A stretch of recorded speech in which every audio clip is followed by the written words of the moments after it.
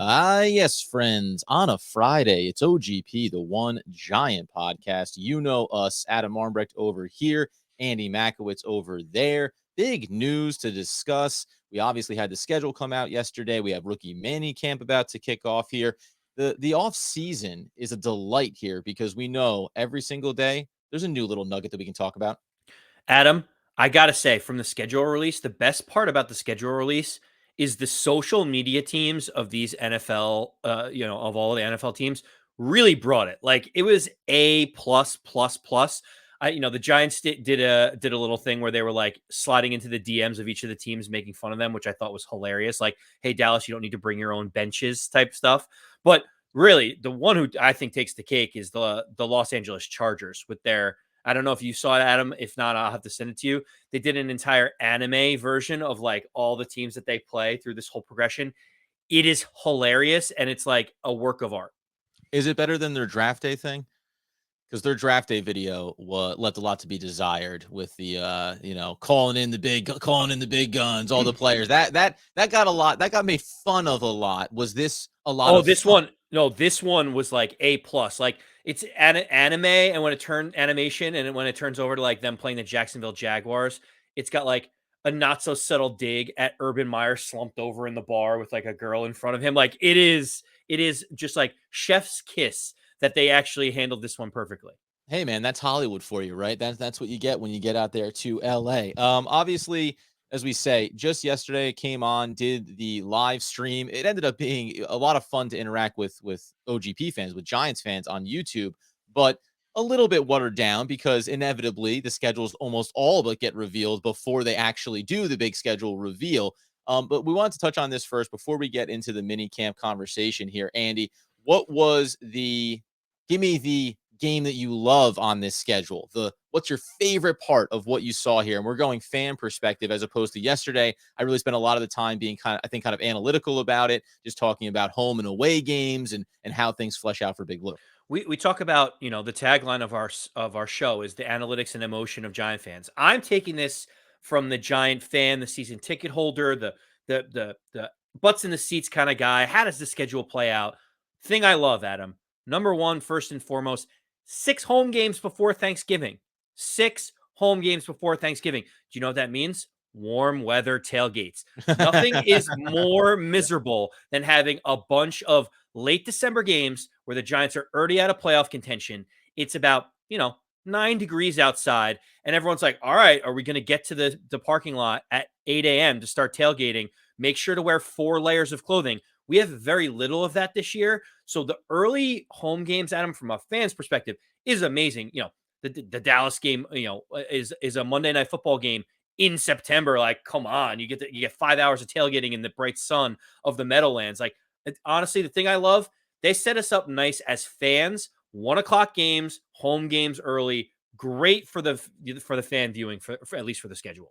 Thanksgiving, obviously, game there too with the Dallas Cowboys later in the season. So that'll be a one you want to circle on your calendar as well. What did you hate about the schedule then? As a Giants fan, what disgusted you by what you saw here over these 18 weeks? What you just mentioned, Dallas versus the Giants on Thanksgiving. Everyone's like, oh my gosh, I'm so excited about it. I'm like, hey, listen, buddy. I was already going to watch football and drink copious amounts of wine and turkey. And like the beautiful thing about Thanksgiving is you can kind of like nod off because there's 3 games. Who knows what the final score is of the night game? You get to have a couple of libations during the middle of it.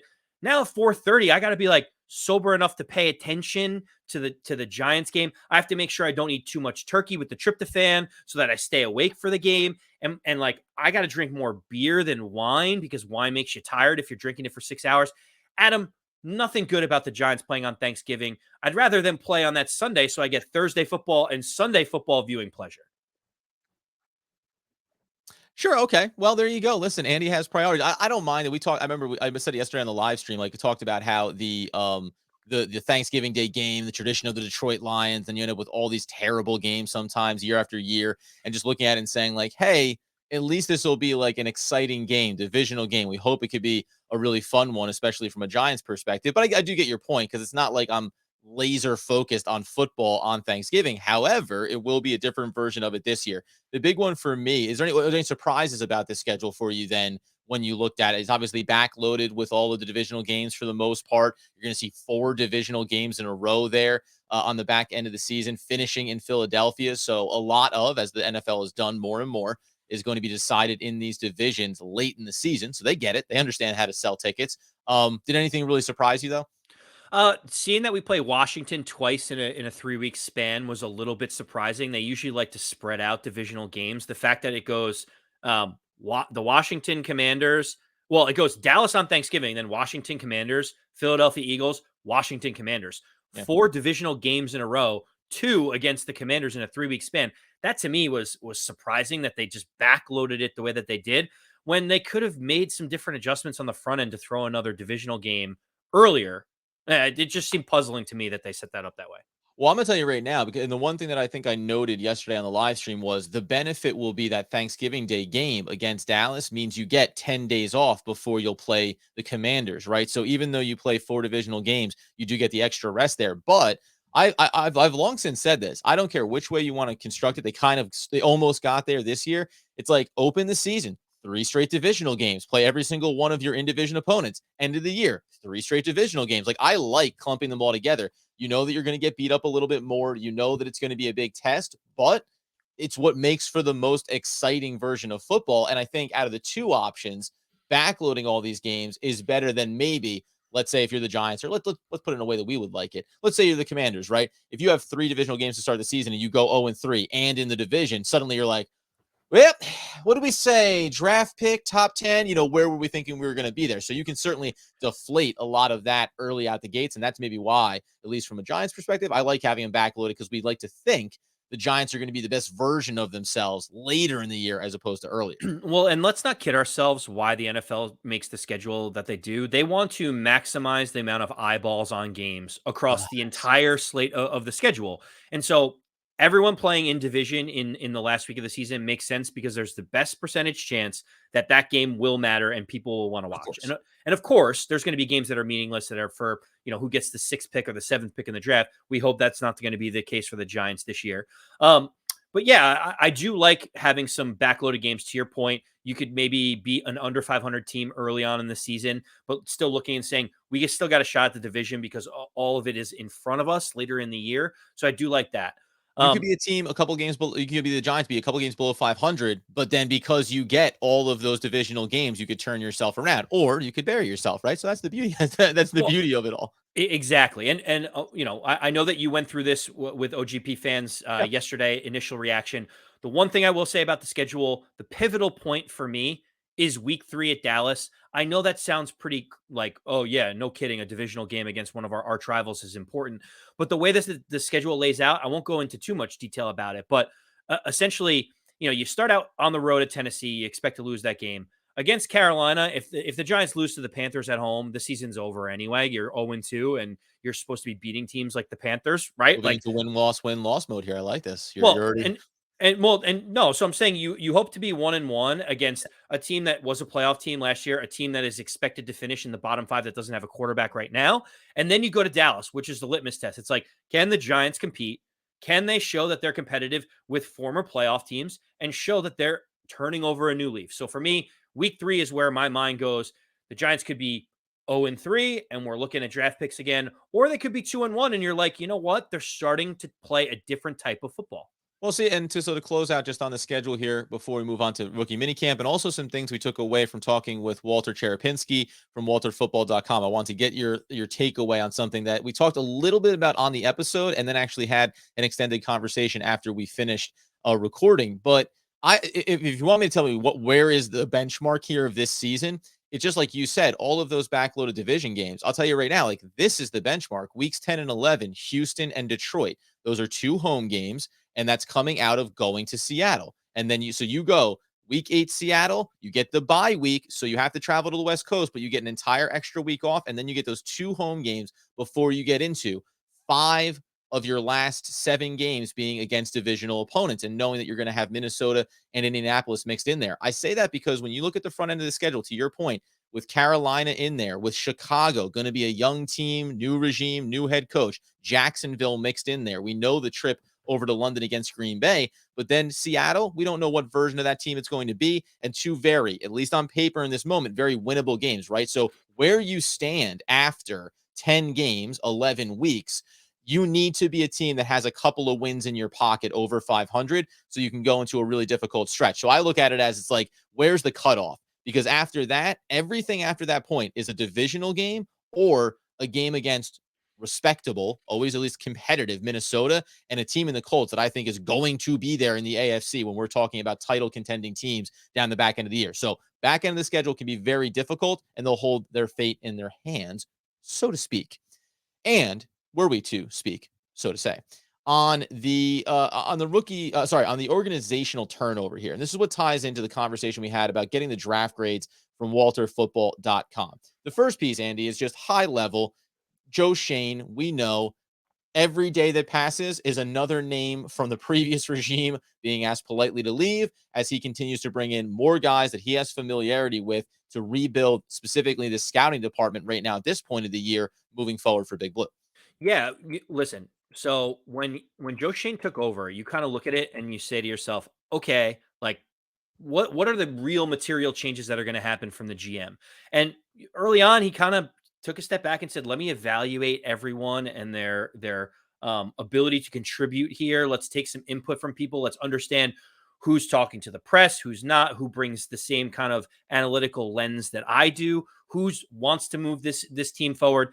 But you can't shuffle the deck around too much before the draft because then with all this upheaval and uncertainty, one of the interesting points that I heard was if you let go of some of these scouts, another team could immediately hire them and say, tell me everything you know about their philosophy and who they like. Right. So, like the idea of holding them until after the draft and then politely asking everyone to leave, it's a really good time to part ways, bring in a whole new regime and start fresh under what Joe Schoen wants to do. And you can see it coming in.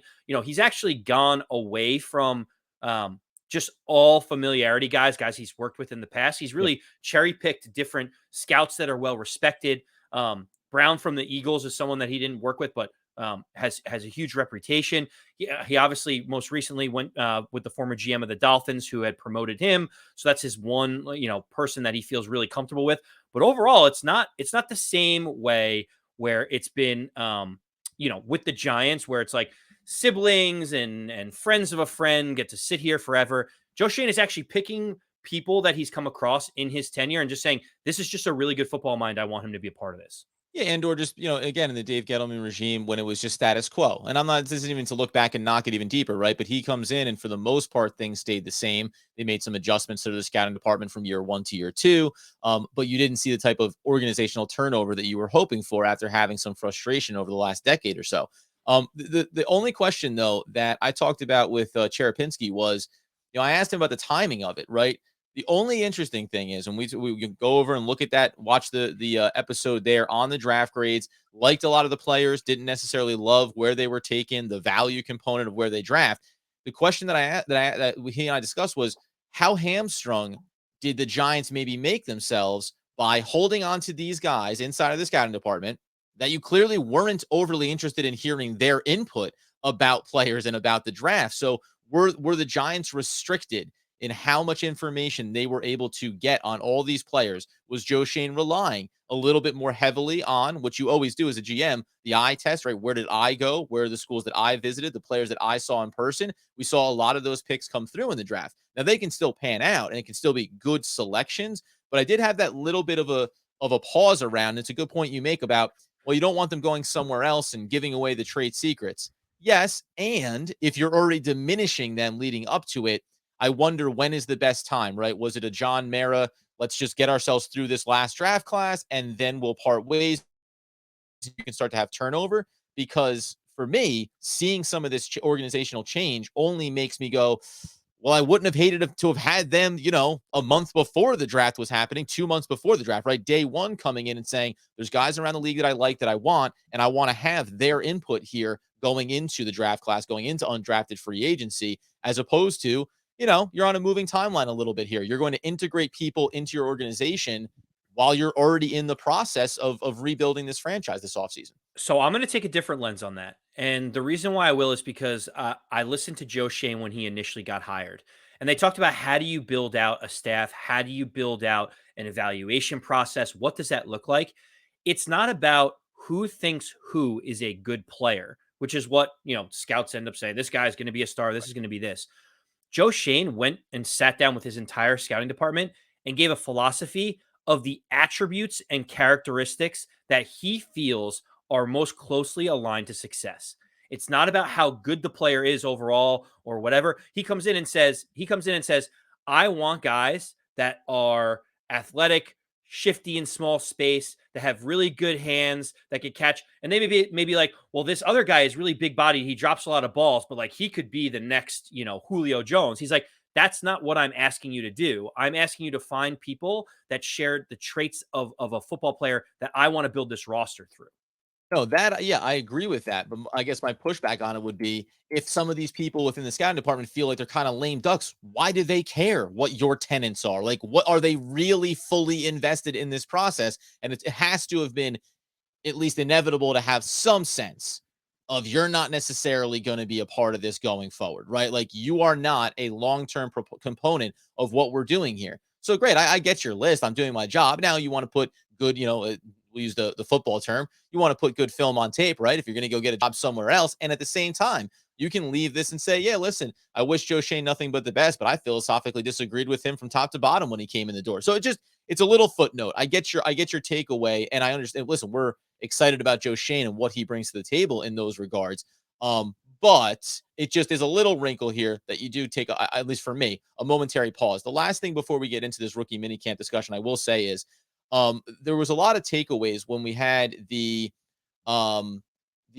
post draft coverage, right? So they showed a lot of behind the scenes stuff, reaching out to Thibodeau, reaching out to Neil, right? Talking with some of these young players. But then at the end of the draft, the assistant GM Brown for the New York Football Giants, there was a couple of great videos where he was discussing, he's like, this is the most exciting part for me.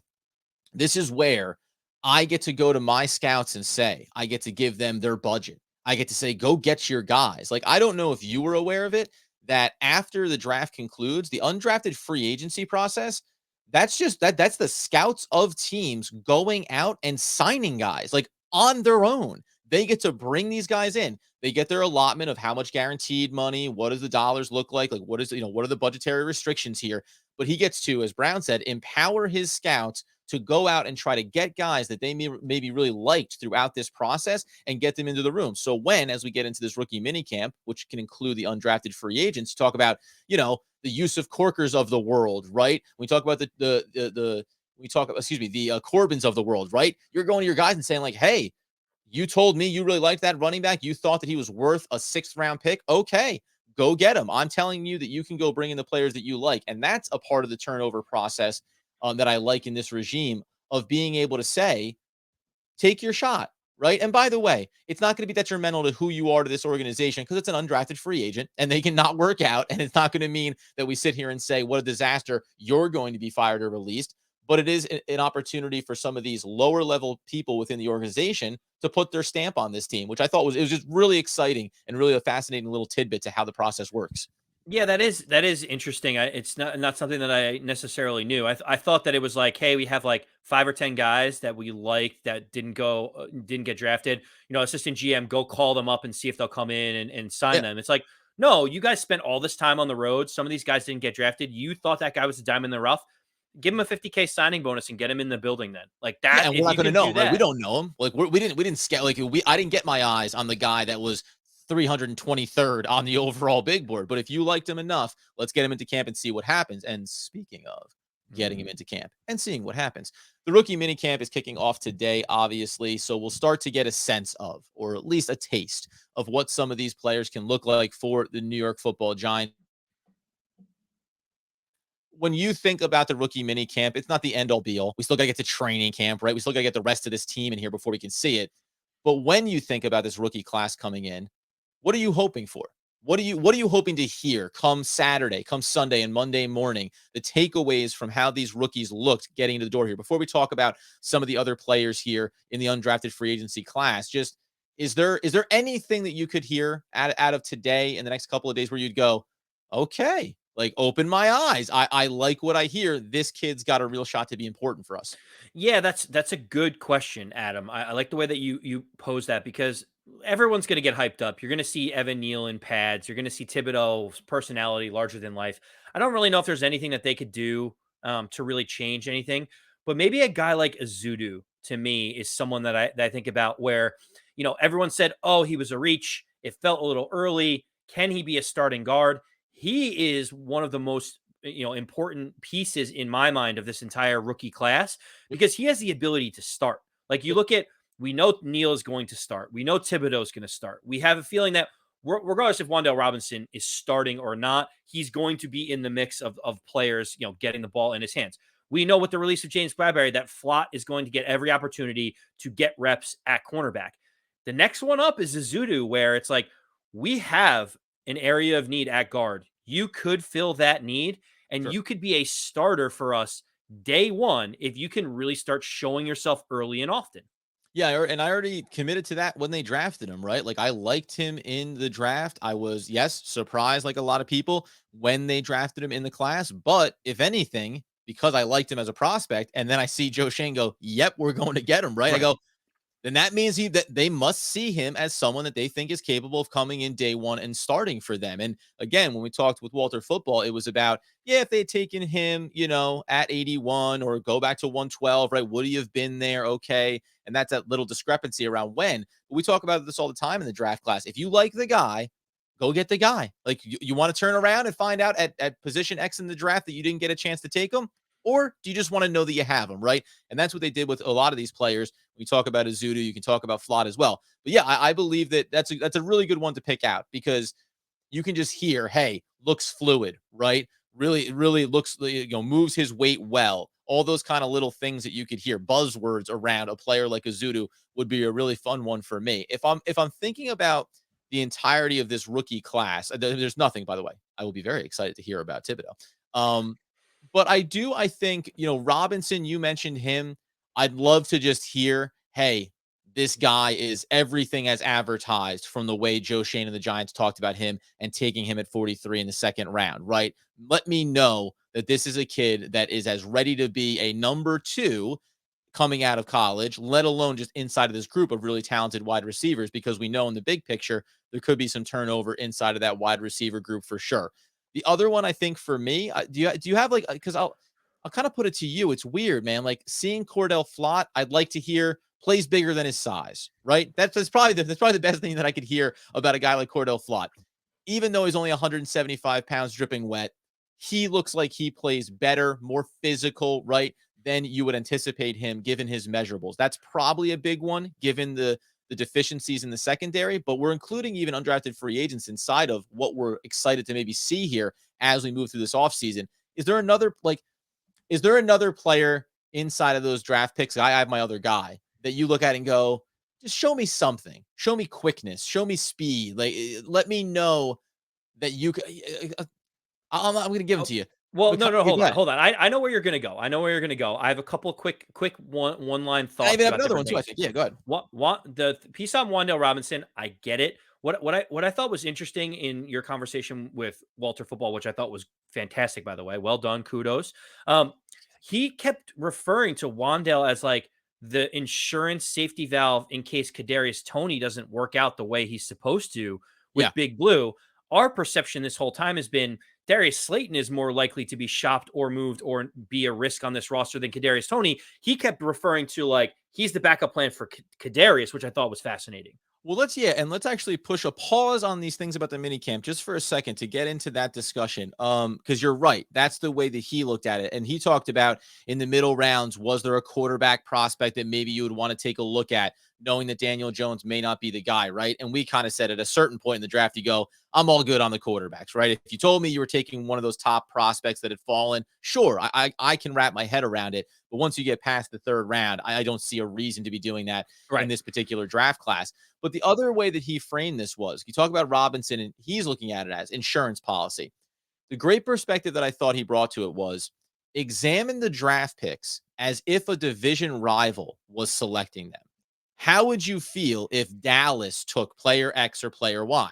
In the case of Wandel Robinson, I again think if I heard that Dallas was drafting Wandel Robinson and then looked at his measurables and watched his tape, I go, son of a gun. Like, we're going to have a real problem now watching this guy run around. Whereas, interestingly enough, when I put it in that perspective and thought the Dallas Cowboys draft Cordell Flott, I went, huh, like, that's a different opinion or perspective that I would have on a player like that. Dane Belton, I would say, oh, that's more intriguing. But Flott would be one where I'd go, well, undersized cornerback, like, where's he going to play? I don't know if I have the same kind of concerns there. Mekhi McFadden, right? From our perspective, I say, and what I want to see from him in minicamp, show me that you got that hip quickness, right? Show me that you're a little bit more sideline to sideline than a Blake Martinez, a little bit better in coverage opportunities than Blake Martinez. But if I saw Dallas take him, I might go, yeah, this stiff kind of throwback linebacker. What's he going to be able to do against us? So it was a fascinating exercise in confirming your convictions around if you're excited about a player where, and respond to that before I talk about no matter who had taken this player, I would have loved it. Yeah, so it's funny that you mentioned that because I think about even a year ago, the draft where we traded out, but right before us, Devonta Smith was taken.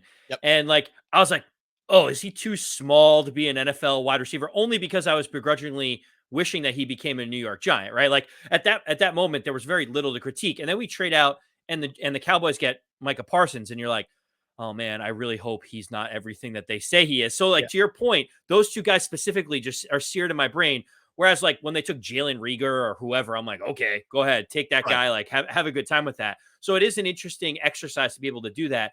Yeah, Wan'Dale Robinson, I kind of, well, you know how I feel about the pick, considering there are other wide receivers on the board. But yeah, with Flott, that's interesting. But you wanted to talk about one more. I have a sneaking suspicion that you, from the draft class itself, not necessarily the undrafted free agents, because I have my piece there. Yeah.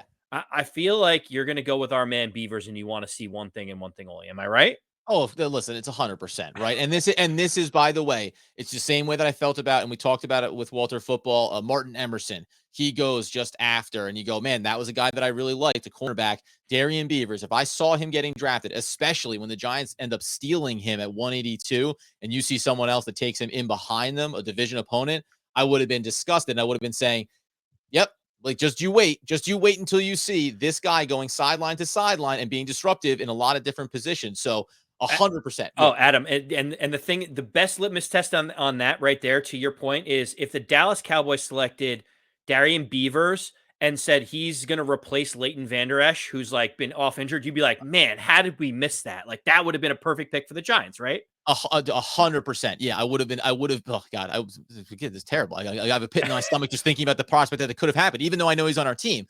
For Darien Beavers, though, in the rookie mini camp, I do want to see it's the sideline to sideline, because from a scouting perspective, say maybe just a little bit slower than you want him to be. But I think he does a lot of things really well, and that's what you like about him. There's some versatility there. You go back and keep watching tape on him. We're talking about him lining up on the inside there next to Blake Martinez, or maybe he gets paired with Mekhi McFadden in the long term for the Giants. But in the short term, I actually think that you can use him not only on the inside of the linebacking core. I think that you can supplement him in behind in Azeez Ojulari, right? Or for Thibodeau, based on down and distance and what you're trying to accomplish against the opposing offense. So the versatility that he can bring, I don't think that he's nearly on the level of first-round prospects. It's why he gets taken at 182. But if you go back to last year's roster, do I think that he is an instant upgrade? And I'll use a guy that I loved in Lorenzo Carter, right? Do I think that Darien Beavers is an upgrade from so many different aspects there as a depth piece on this roster? 1,000%. And it'll be very interesting to see where his reps spread out here. So him just showing up and looking good, looking big, looking crisp, looking long, looking fast. Like, I want to check all those boxes just to affirm why I'm so confident in him. It's not just about the 11 picks that we made in the draft too. It's about those undrafted free agents that you talked about. Brandon Brown said, go out, scouts, get these guys. There's a couple of guys I want to highlight here. I have a couple of quick one-hitting thoughts. I'm sure we'll have way more on this on our next show on Monday and Tuesday as we get into camp. But two things. One, I was not as high on Andre Miller as a lot of other people were, the wide receiver out of Maine. I thought he, while he had size, I didn't think that he had the speed or quickness or ability to play outside as a wide receiver in the NFL. And Dan Duggan came out and basically said he's going to try his luck at tight end, which I thought was fascinating because I never even considered that as a possibility. I'm like, no, he's too slow to play wide receiver. It's never going to happen. They're like, yeah, we knew that too. We're bringing him in, and it's showing that this tight end room is going to be very interesting to watch. I think it might be the number one position to watch because you have Ricky Seals Jones, you have Jordan Akins, and now all of a sudden you have Bellinger, who we drafted. You have Austin Allen, who I love as that big body wide receiving tight end. You know, I love me the big body tight end. And now, you have Jeremiah Hall, who's kind of the fullback tight end, Swiss Army knife for everyone. And Andre Miller coming in as that athletic wide receiver pass catching one. It's fascinating. I think there's a whole host of ways the Giants could end up shaping this roster completely differently than I envisioned even 3 weeks ago. Yeah, and on that note, so here's the first thing. The first thing is you go, oh, Plano tight end. But my first thought is, well, that's a sign of desperation, friends, right? Like you're not going to be able to you're not making the NFL as a wide receiver. You're going to want to convert. And then you look at the measurables and he's only 225, right? So it's not even that big. Like, you're not big enough really to be playing tight end. You have the height at 6'3", but I'll tie it back into something that we discussed inside of the offense, using Kenny Golladay as the pseudo tight end kind of role, right? Not about his quickness, but he has good size. He can work over the middle. If Andre Miller is looking to give himself an opportunity, that makes sense to me when you think about how they're going to line up. Tight ends aren't necessarily on the line with the offense, right? So if you're not playing in line, well, you're still lining up where often we see wide receivers, right? So I think Miller could have that. And just overall to the position, to your point, I think you brought in 2 veterans, so you know that you have competency, but then you have this host of guys. And if I'm looking at it from the outside and I'm Dable and I'm Kafka and I'm Joe Schoen, I'm going, come on, come on, youngsters, right? Somebody show me something here. Somebody show up and tell me that you're worthy of being the backup tight end. And then whichever veteran wins out to start, fine. And over the course of the year, we can move on. So that's a fascinating position to watch overall. And then quickly for me, to me, it's Yusuf Corker, right? When you look inside of this, and there's other guys here, as you say, we'll get deeper into this next week as well, because there's a lot of positions that could see some turnover here. But when I look at that secondary as it stands right now, and we talked about previously free agency and what could happen, will they bring in more players? The secondary needs more bodies potentially. But as it stands, when you see Xavier McKinney and right now in this moment, Julian Love as your starting safeties, and you have Dane Belton, it's Yusuf Corker. Like he's the next guy up there, the undrafted free agent. And I'll be very curious to see if he can do anything over the course of minicamp and training camp to say, maybe you don't need to go get a veteran safety. Now, cornerback, it's a whole different story. You can still go get one of those. We talked about Jimmy Smith before. But if Yusuf Corker can show up and say, yeah, I'm at the very least, I can be a solid backup safety, well, then your safety room is set. And now, even now, you can make choices about Julian Love from the financial standpoint. And we know that even a guy like Cordell Flott has versatility about where you can line him up on the field. So he's one that I'm going to watch here. I'd like to see him come out and look long and fluid and just be smooth in any drills that they run him through, because I think he has an inside track to be on this roster in whatever iteration. Yeah, Yusuf Corker feels like he has the ability. Everything is in front of him to make this roster. Of any of the undrafted free agents we mentioned a few like Austin Allen and others. I think that Yusuf Corker has the fastest straight line Sure. into being on the 53 when it's all said and done, week one of the season. And it could be that they don't need to go out and get anyone, or depending on whether or not they want to save money and release Julian Love if they really see something from Belton and Corker. There's a whole host of ways that this can go. But him on his own, with his ability to get downhill and get back in the backfield and really lay the boom on running backs and other guys based on his size, he definitely has an intriguing, characteristics and traits and attributes that may warrant a roster spot for this guy.